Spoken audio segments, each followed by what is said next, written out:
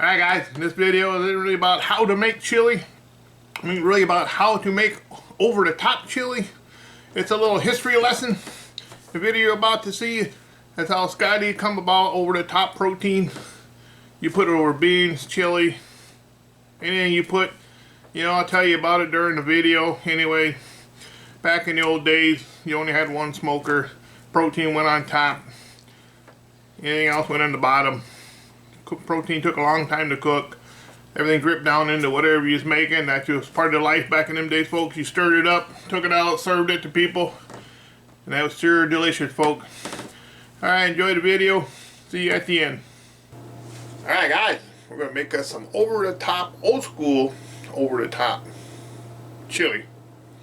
I call it old school because back in the old days, we used protein was a big chunk of meat. It wasn't just hamburger meat. How over-the-top chili got started in my life is back in the late 70s, early 80s when you're out cooking, barbecuing. You always had big chunks of meat. And you had to feed people throughout the day, so you get some beans or some chili, whatever you had, put it in a pan, put it underneath your meat, because that's the only place you had to put it. A lot of us only had one smoker at the time. Protein was on the top rack, you had all that empty space below. You put whatever you wanted to cook underneath that, and all the fat drippings and everything would fall down into that. Fat and juices or flavor. You stir it all up, bring it out, serve it to people. Through the years, we figured, hey, what the heck? Might as well use that protein to put in our chili or put into your beans. Alright, I'll show you what we got going. I'll show you what's down here, folks. Alright guys, we got it all in here. Push that back a little bit. Chuck roast on this side, sweating out pretty good. Then we'll come out later, I'm going to put hamburger meat on this side. We'll take that about 185. We're not going to make it pull apart. We're just going to dice it up in little chunks, put it back in there. You'll see how it works. See, the purpose of this is, back in the old days, you were cooking on the top shelf of whatever you were smoking in. And you wanted to make other stuff, and you only had one cooker, so everything went underneath your protein. Fortunately, everything dripped down into that. We found out that the drippings were good, and we just kept doing it. Alright, be right back, folks. Alright guys, I added the hamburger meat now. I did the same thing. I added salt, pepper, and chili powder on top of that. I got some water. Now you want to keep this liquid, and it evaporates. You want to replenish. I'll come back out later and add a bottle of beer. But for right now, I'm just using a little water. We're going to spritz that up a little bit. That's starting to look really good. A little dry, but we'll get that. That's all you do, folks. Simple, easy. Come out here once in a while, stir it. We got the celery and bell peppers. I got jalapenos in the house I'm going to add later. Alright. This is not really a go-to chili recipe. I just a video showing you what over-the-top chili was in my day when I was younger. If whatever you're cooking in your competition or whatever, it took a long time to cook. You put your beans or your chili or whatever you had, cheesy hash browns, underneath your protein, because that's all you had space for. Whatever dripped in there, it was fine. We didn't care in those days. But now we're going to let all that drip down into there. We'll be back in a few hours, folks. Alright guys, everything's starting to look good. Add a little more water. Regular old tap water, folks. Stir that up. It's your basic chili recipe. The whole idea of this thing is give you a little history on where the over-the-top chili came from in my life. Back in my late 70s, early 80s. Normally we don't always do chili, we use our barbecue beans. Alright, let's check the temperature of the old chuck. That muscle. We're at 138. Love my chef temp locker in. That muscle is at 147. That muscle is 147. That muscle is at 135. This little muscle is at 151. Yeah, 1, 2, 3, 4, 5, probably 6 mussels. I was at 138. We'll probably go to 155, 165. Then we're gonna take it off, hold it to the cutting board, dice her up, put her back in there. Same way it is. Let's check that burger temperature, folks. We want a well done burger. That's only 118, 119. That little smoke ring is already doing, folks. My large reaction. Looking good. Scotty's rambling on. We'll just keep that a little bit moist. There we go. Alright, we're having fun. We're running at 225. Don't want to boil this too hard. Alright, guys. Look at that beautiful chuck roast there, folks. Get that nice mahogany color. Live reaction.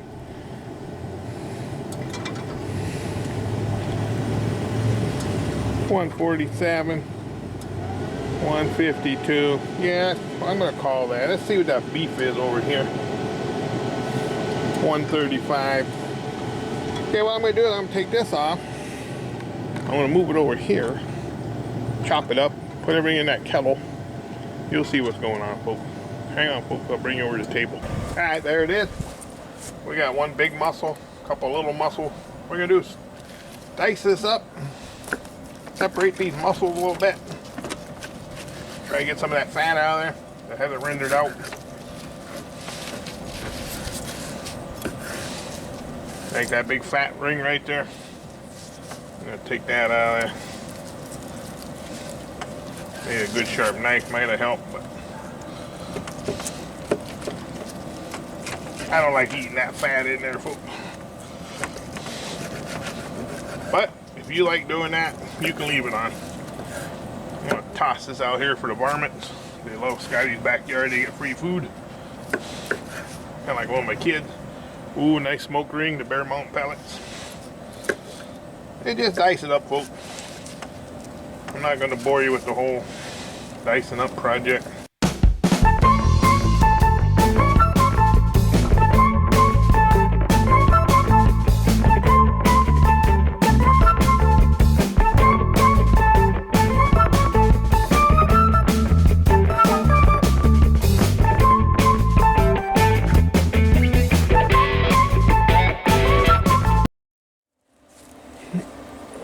Okay, folks, now this is like a medium rare, medium. It ain't all the way up yet. Before we put it in the kettle. Nice smoker, you know. Alright, taste that up. Still tough and chewy, just like a chuck roast. We'll put that in there.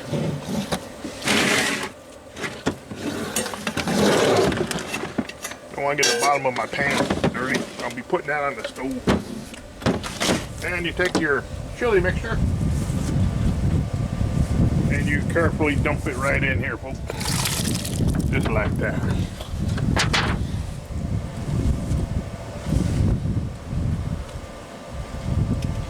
We got some good smoky flavor in this, folks. I'm gonna add some beer to this inside the house. I'm going to top this off with some more tomato sauce, maybe some tomato juice. Alright. Picking that up. Oh, that smells amazing, folks. And we got that beautiful butcher shop hamburger meat. I'm going to kind of run a knife through that. Crumble that up. Leave that kind of chunky. That's a medium rare there, folks. Kind of crumble that in there. All that seasoning on that meat. Look at that bark on there, folks. Let's try that out. Oh, that's amazing, folks. Chili in my house is anything we can find in the cupboard to toss in there. But I'll have to buy too much special stuff. Alright, folks. We'll run this in the house. I'll show you the rest. Hang on. Alright, guys, now we brought it in. All the meat and everything's got a nice smoky flavor. That's the whole idea, doing it in your smoker. Now I'm just going to add some liquid Remember, this is your chili. You add whatever you like. I'm just doing some Campbell tomato juice. 1 can of tomato sauce.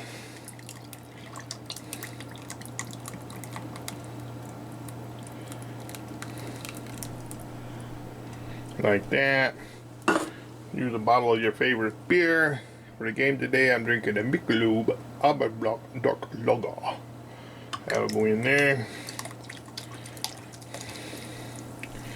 In the old days, we had a rule in my house: anytime you got up to get a beer, you stirred the chili. Now we're just gonna stir this up. Got it on a low simmer. Look at the big hunks of meat, bite size for me. Good. Simmer it, get that meat nice and tender. The game starts at 3:30. It's about 10 o'clock right now.